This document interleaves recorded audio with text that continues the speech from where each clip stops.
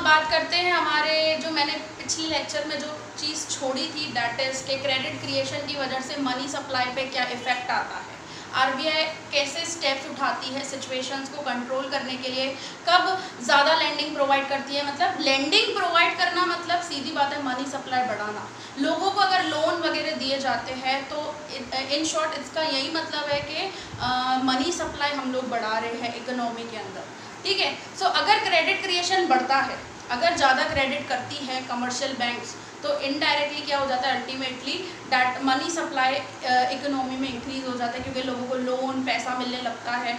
ये पूरा प्रोसेस मैं आपको यहाँ पे क्लियर करती हूँ आज के वीडियो लेक्चर में कि किस तरीके से इफ़ेक्ट आता है वो उस चीज़ का, मनी सप्लाई कैसे बढ़ता है। क्रेडिट क्रिएशन के बढ़ने से मनी सप्लाई बढ़ता है, उस चीज़ को प्रूव करना है इस लेक्चर में अपने को, ठीक है। सो यहाँ पे फॉर एग्जाम्पल हम लोगों ने देखा था कि जो बैंक है उसके पास जो भी डिपॉजिट्स आए, से फॉर एग्जाम्पल 1000 रुपीज़ आए, 1000 का उसने क्या किया, सीआरआर रखा किसके पास, आरबीआई के पास, ठीक है। सो से फॉर एग्जाम्पल ये 200 रुपये अपने ने ये चीज़ ली थी, ओके। बाकी का उसने क्या किया, 800 रुपये का लोन किसी को प्रोवाइड किया था, ठीक है। तो ये टेबल भी मैंने यहाँ पे रखी है ताकि आपको एकदम क्लैरिटी आए, ऐसा नहीं कि ये टेबल को भूल जाओ आप। सो 800 का अपने ने क्या किया, से फॉर एग्जाम्पल जैसे इधर मिस्टर बी को लोन दे दिया, ठीक है। अभी यहाँ पर ये सीआरआर की वजह से, क्योंकि यहाँ पे मेन खेल जो खेल रहा है ना, मेन प्लेयर जो है that is cash reserve ratio. ये कैश रिजर्व रेशियो की वजह से ही या तो कमर्शियल बैंक ज़्यादा क्रेडिट कर सकती है या तो कम कर सकती है, तो यहाँ पे वो हमको समझना है, ठीक है। सो यहाँ पे हम लोगों ने से फॉर एग्जाम्पल ये हमारा कैश रिजर्व रेशियो, अब कैश रिजर्व रेशियो यहाँ पे जनरली हम लोगों ने कितना लिया है, 20%, ओके। यहाँ पे हम लोग दोनों तरफा बात करेंगे, अगर सीआरआर कम हो जाता है तो मनी सप्लाई पे क्या इफेक्ट होता है, और अगर सीआरआर ज़्यादा हो जाता है तो मनी सप्लाई पे क्या इफेक्ट होता है, दोनों चीज़ों रिलेटेड अपने यहाँ पे बात करेंगे। सो यहाँ पे लेती हूँ कि अगर सीआरआर से फॉर एग्जाम्पल 25% हो गया, ठीक है, और यहाँ पे बात करती हूँ से फॉर एग्जाम्पल यहाँ पे सीआरआर हो गया 15%, ठीक है। डिपॉजिट्स 1000 रुपये लेकर ही चलना है, आपको दिमाग में वो रखना है अपने को। सो यहाँ पे 1000 का कितना होता था अपने पास, 1000 को इंटू करती हूँ मैं 20 के साथ, तो यहाँ पे सीआरआर कितना रखना पड़ता था, 200, तो बाकी अमाउंट कितनी बचती थी, 800। अगर यहाँ पे 15% रखूँगी, मतलब यहाँ पे सीआरआर मुझे कितना रखना पड़ेगा, सीआर कैश रिजर्व 150, बाकी लोन कितना दे सकती हूँ मैं मार्केट में, यहाँ पे से फॉर एग्जाम्पल 1000 में से 150 माइनस, तो यहाँ पे क्या बचेगा आपके पास 850। और पहले हम लोग ये सिचुएशन की यहाँ पे बात कर लेते हैं। सो 850 यहाँ पे वो लोन अभी क्या कर रही है, अगर सीआरआर का रेट कम हो गया, सीआरआर का रेट क्या हो गया, कम हो गया, पहले 20% था अभी 15% हो गया, तो सीआरआर क्या हो गया, यहाँ पे कम हो गया। और लोन्स मार्केट में कमर्शियल बैंक्स ने लेंडिंग क्या किया, commercial bank can be termed as a CB, हाँ मैं शॉर्ट में लिख रही हूँ उस चीज़ को। कमर्शियल बैंक लेंडिंग क्या कर रही है, लोन्स क्या कर रही है, क्रेडिट क्या कर रही है, ज़्यादा प्रोवाइड कर रही है, ठीक है। मैं इधर शॉर्ट में ऐसे भी लिख सकती हूँ कि कमर्शियल बैंक्स का क्रेडिट क्रिएशन क्या हो जाएगा, बढ़ जाएगा, क्योंकि अब वो लोन क्या दे रही है, लोगों को ज़्यादा दे रही है। कब, जब सीआरआर कम हो गया है। अब जब लोन ज़्यादा दे रही है, ठीक है, लोगों के पास पैसा जा रहा है, लोन्स जा रहे हैं, तो उससे क्या हो रहा है, मनी सप्लाई क्या हो रहा है, इंक्रीज हो रहा है। और अगर मनी सप्लाई इंक्रीज होता है मतलब लोगों की इनकम्स, इन्वेस्टमेंट्स वगैरह बढ़ती है। सर इनकम्स बढ़ती है तो क्या हो जाता है, डिमांड्स बढ़ जाती है, क्योंकि अगर मेरी इनकम बढ़ेगी तो डिमांड क्या हो जाएगी, सीधी बात है बढ़ जाएगी। अब ये सिचुएशन को हम लोग आज के टाइम, जो हमारा आज का जो इंडिया का सीन चल रहा है कि लॉकडाउन की वजह से लोगों की इनकम्स ख़त्म हो गई है, ठीक है। अब कुछ तो करना पड़ेगा आरबीआई को कि कैसे वो प्रोवाइड कर रही है या क्या कर रही है। तो तो इस लॉकडाउन के सिचुएशन में जो हालत हो चुकी है लोगों की, बिजनेस नहीं चल रहे हैं, इन्वेस्टमेंट्स नहीं है, प्रोडक्शन नहीं हो रहा है, जो एकदम डिप्रेसिव पीरियड हो चुका है, ठीक है, हमारा एकदम डिप्रेसिव पीरियड हो गया है, हम लोग अपने सेविंग्स में से चल रहे हैं, ठीक है। तो यहाँ पे उस पीरियड में क्या करती है मनी सप्लाई, क्योंकि बढ़ाना है अब ऐसे स्टेज पे, क्योंकि लोगों के पास पैसा नहीं है, ठीक है। तो आरबीआई क्या करती है, क्योंकि ये सीआरआर डिसाइड कौन करता है, आरबीआई डिसाइड करती है। तो ये एक सीआरआर को मैं ऐसे बोल सकती हूँ कि एक कंट्रोलेबल इंस्ट्रूमेंट है। मनी सप्लाई को अगर बढ़ाना हो, अगर मनी सप्लाई कब बढ़ेगा, जब लैंडिंग कमर्शियल बैंक्स बढ़ाएगी, ज़्यादा वगैरह लोन देगी, और लोन कब ज़्यादा देगी, जब डिपॉजिट्स का आरबीआई अपने पास कैश रिजर्व कम रखवाएगी, तो कमर्शियल बैंक के पास ज़्यादा लोन देने के लिए पैसा होगा। तो अगर वो लोन्स वगैरह ज़्यादा देगी, जिसकी वजह से मनी सप्लाई क्या हो जाएगा, बढ़ जाएगा। और अगर इकोनॉमी में मनी सप्लाई बढ़ जाता है, तो जैसे फॉर एग्जांपल लोगों को लोन्स मिलने लगे तो लोग इन्वेस्टमेंट्स करेंगे, प्रोडक्शन होगा, फिर से जो अनएम्प्लॉयड पर्सन है उनको फिर प्रोडक्शन होगा, तो हम लोगों को लोग चाहिए होंगे, ठीक है। तो एम्प्लॉयमेंट इंक्रीज़ होगा, लोगों की इनकम्स बढ़ने लगेगी, लोगों की डिमांड्स बढ़ने लगी थी। तो ऐसा स्टेप आरबीआई कब उठाती है, so in the period of depressive. आप ये पीरियड को महसूस कर सकते हो, इमेजिन कर सकते हो, एक्सपीरियंस कर सकते हो, बिकॉज आप सभी ने लॉकडाउन को इमेजिन किया है, लॉकडाउन को एक्सपीरियंस किया है, ठीक है। So in the period of, क्या बोल रही हूँ मैं, इन the period of depression,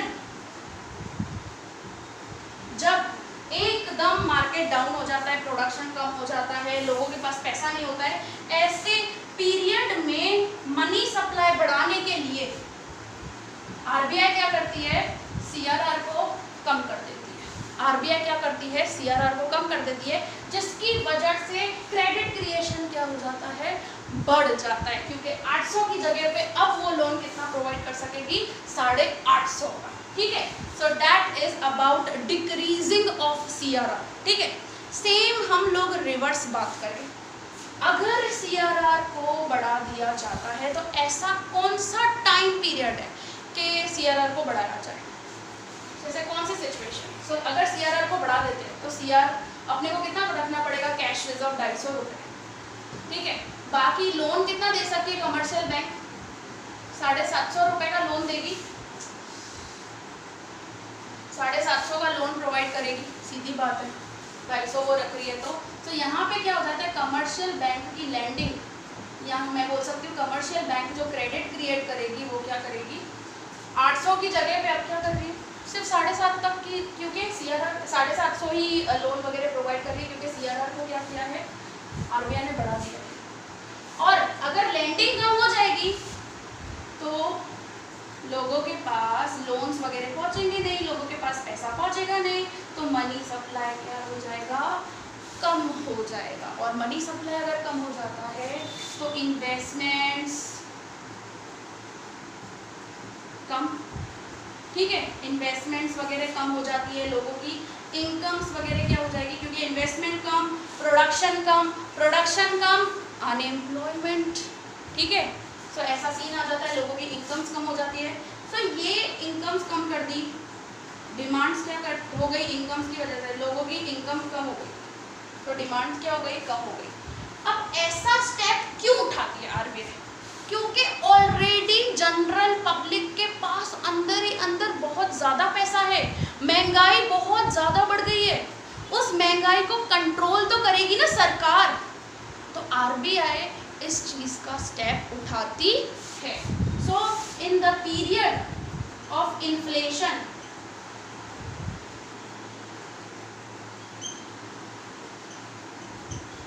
inflation period में क्या करती है, क्योंकि ऑलरेडी मार्केट में बहुत ज़्यादा पैसा है, तो मार्केट से पैसा कम तो करना है ना, बहुत ज़्यादा ओवर सप्लाई हो जाता है तो भी लोचा होता है, तो भी प्रॉब्लम आती है, और अगर अंडर सप्लाई होता है, लोगों के ख़त्म हो जाती है इनकम्स वगैरह, तो भी इशू आती है। तो आप ये चीज़ तो एक्सपीरियंस की है आप लोगों ने, ये वाले साइड की, आपके लॉकडाउन की, आपके पापा वगैरह का बिजनेस आप लोगों ने देखा है, 3 महीने तक कुछ भी नहीं, नो बिजनेस। सो ऐसे सर्कमस्टेंसेस में CRR को क्या किया जाता है, इस साइड कम किया जाता है। लेकिन अगर मैं रिवर्स सिचुएशन लूँ कि महंगाई इतनी बढ़ी हुई है, लोगों की इनकम बढ़ती जा रही है, तो वो उन इनकम्स को कंट्रोल भी तो करना है। महंगाई बढ़ती जाएगी ऐसा तो नहीं कर सकते ना अपने। यहाँ पर इन्फ्लेशन को भी कंट्रोल, प्राइस राइज बढ़ते जा रहे हैं, इससे क्या होगा, लग्जरियस आइटम्स का प्रोडक्शन बढ़ता जाएगा, लोग और रिचर होते जाएंगे और पुअरर होते जाएंगे। सो ऐसे सिचुएशन में RBI स्टेप उठाता है कंट्रोल करने की, मनी सप्लाई को कम करने की कोशिश करता है। और मनी सप्लाई कब वो कंट्रोल कर सकता है, कब वो कम कर सकता है, जब वो CRR को क्या कर देगा, बढ़ा देगा। जब CRR बढ़ जाता है, CRR को बढ़ा देता है, तो अल्टीमेटली मनी सप्लाई पे उसका रिफ्लेक्शन आता ही है और मनी सप्लाई कम हो जाता है। तो जिसकी वजह से जो इतनी मार्केट में डिमांड्स हो गई है उसको कंट्रोल किया जाए, क्योंकि अल्टीमेटली सामने सप्लाई नहीं है और डिमांड बढ़ती जा रही है, तो कंट्रोल तो करना पड़ेगा भाई। क्योंकि अगर डिमांड और बढ़ती जा रही है और सप्लाई सामने हो नहीं रही है, तो क्या होगा, प्राइस राइज ही होना है, इन्फ्लेशन ही होना है इकोनॉमी में, तो उस चीज़ को कंट्रोल तो करना पड़ेगा अपने को। सो RBI CRR को क्या कर देती है, बढ़ा देती है, जिसकी वजह से मनी सप्लाई क्या हो जाता है, कम हो जाता है। ठीक है, सो आई थिंक ये सीन आपको क्लियर होगा। और आपके बुक में पेज नंबर 37 पे इसी चीज़ को बहुत छोटे से पैराग्राफ में बताया हुआ है। देखो मैं ये रीड करती हूँ 37 पेज पे।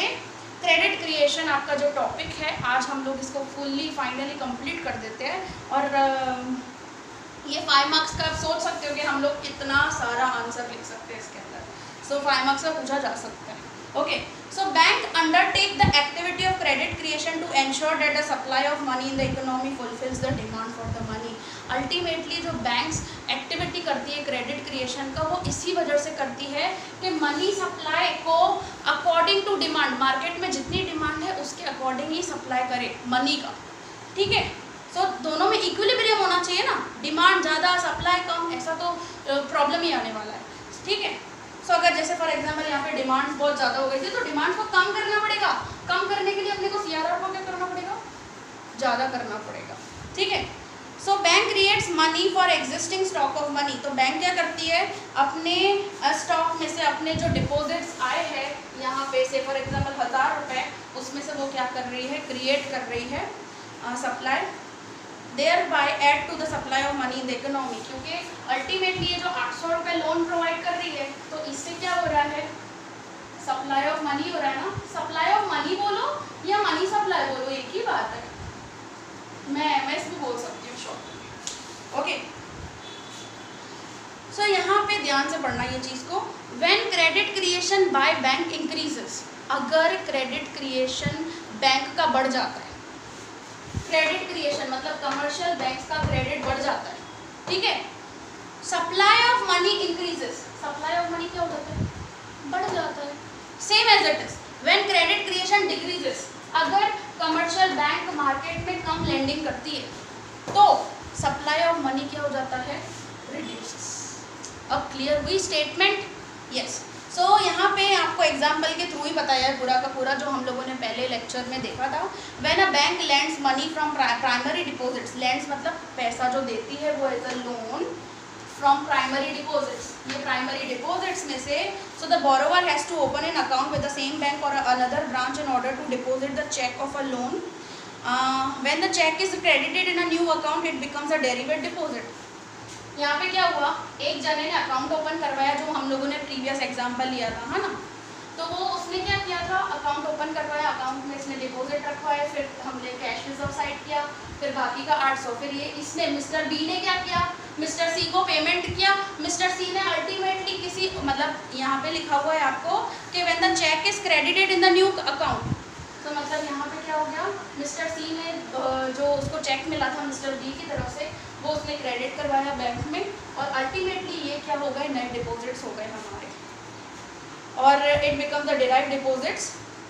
So from this derived deposit the bank can create still another loan.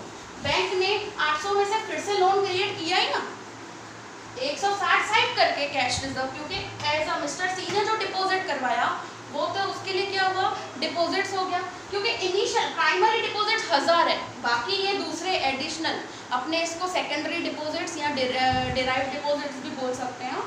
तो ये 800 में से फिर से लोन दिया ही ना उसने। ध्यान से एक एक चीज को करना अच्छे से। So bank can create still another loan account for a third person, फिर से आंचल के लिए उसने लोन दिया उसको। So the third person loan becomes one more deposit. Aanchal ने क्या किया, फिर से मशीनरी परचेज की करण से, और करण ने फिर से अमाउंट क्या किया, डिपॉजिट किया, क्योंकि आंचल ने उसको करण को क्या दिया, चेक दिया, क्योंकि हमारा अजम्पशन यही था, all transaction are banking transaction. So one more deposit for the bank, and thus bank can create a several deposits from primary deposits. ये प्राइमरी डिपॉजिट्स में से कितनी बार उसने डिपॉजिट्स क्रिएट करवाए, देखो ये 800 लोन दिया, अल्टीमेटली फिर से बैंक के पास ही आया, फिर लोन दिया, फिर से उसने कुछ परचेज किया, फिर से वो बैंक के पास ही पैसा आया, तो सेवरल डिपॉजिट्स क्रिएट करती जाती है, ठीक है। So besides when the borrower withdraws loan amount from his or her account and spends it, there is a greater circulation supply of money in the economy. सीधी बात है, क्योंकि ये बैंक बी मिस्टर बी अगर वो निकालेगा ही नहीं पैसा, ये लोन को यूज़ ही नहीं करेगा जैसे परचेज करने में, तो यहाँ पे डिपॉजिट्स आएंगे ही नहीं, सर्क्यूलेट ही नहीं होगा मनी। अगर वो इस 800 को यूटिलाइजेशन नहीं करेगा, उसको यूज़ नहीं करेगा, ठीक है, तो कंटिन्यूसली क्या हो रहा है, यहाँ पे प्रोसेसिंग हो रहा है और वो यूटिलाइज कर रहा है, तो और ज़्यादा सर्कुलेट हो रहा है। अगर फॉर एग्जांपल आंचल ये 640 का उसने जो लोन लिया, तो उसका कोई यूटिलाइजेशन नहीं कर रही है, तो भाई लोन क्यों लिया है उसने, सो उसको यूटिलाइजेशन करना है, और जितना वो यूटिलाइजेशन करेगी फिर से बैंक के पास नया डिपॉजिट आएगा, फिर से वो किसी और को लोन प्रोवाइड कर सकेगी, तो ये फ्लो कंटिन्यूस चलेगा। ओके, फिर आप आ जाओ नेक्स्ट पेज पे, 38 पेज पे, देखो no bank can lend the full amount of deposit. सीधी बात है, पूरी अमाउंट डिपॉजिट की पूरी अमाउंट, ये जो डिपॉजिट की अमाउंट है पूरी क्या लोन पे दी उसने, नहीं दी ना, क्योंकि उसको कैश रिजर्व रखना ही है आरबीआई के पास कुछ अमाउंट का। So from every deposit the bank has to keep aside some portion of money in the form of cash reserve, which is known as a cash reserve ratio. So cash reserve ratio यहाँ पे अपना CRR उसके form में उसको इतना percentage रखना ही है, ठीक है। So thus they can lend the remaining money supply. So हम लोगों ने जो यहाँ पे एग्जांपल लिया है वही एग्जांपल यहाँ पे बताया हुआ है। So if a bank has a primary deposit, हम लोगों ने भी 1000 रुपये प्राइमरी डिपॉजिट्स ही लिए हैं, सेम एज इट इज ये रहे हमारे प्राइमरी डिपॉजिट्स, और हम लोगों ने भी CRR कितना लिया है, 20% ही लिया है। और देखो यहाँ पे क्या लिखा हुआ है, in other words primary deposits of 1000 can create a money supply of 5000। मैंने आपको बताया था ना 1/CRR हमारा क्या है, क्रेडिट मल्टीप्लायर है, कितने टाइम्स हम लोग क्रिएट कर सकते हैं। तो यहाँ पे देखो 1/20 करोगे, 1/20%, तो यहाँ पे मैं कर देती हूँ 1/20%, तो यहाँ पे क्या आ जाता है 100/20 = 5। सो ये 5 टाइम्स वो क्रिएट कर सकती है, तो ये हमारा 5000 इस तरीके से आया। ओके, सो यहाँ पे आपको वही टेबल दी हुई है जो हम लोगों ने सॉल्व की थी लास्ट लेक्चर में, और क्रेडिट क्रिएशन की फॉर्मूला आपको दी हुई है, primary deposit into 1/CRR। Okay, so next यहाँ पे चीज़ क्या ली है कि when customers withdraw more money than the deposited amount from their current account, it is also called as a overdraft facility. हम लोगों ने प्राइमरी फंक्शंस के अंदर ये बात की थी कि करंट अकाउंट वाले ओवरड्राफ्ट भी निकाल सकते हैं, मतलब जितना बैलेंस नहीं है उतने उससे ज़्यादा भी वो अमाउंट निकाल सकते हैं। सो उसको हम लोग ओवरड्राफ्ट फैसिलिटी बोलते हैं, और ओवरड्राफ्ट को मैंने आपको बताया था कि इसको शॉर्ट टर्म लोन भी बोलते हैं अपने, तो डैट उस तरीके से भी कमर्शियल बैंक्स क्रिएट कर सकती है credit. Okay, so it also leads to the credit creation. So that's it about the credit creation. I hope it must be clear to you. So thank you, have a nice day.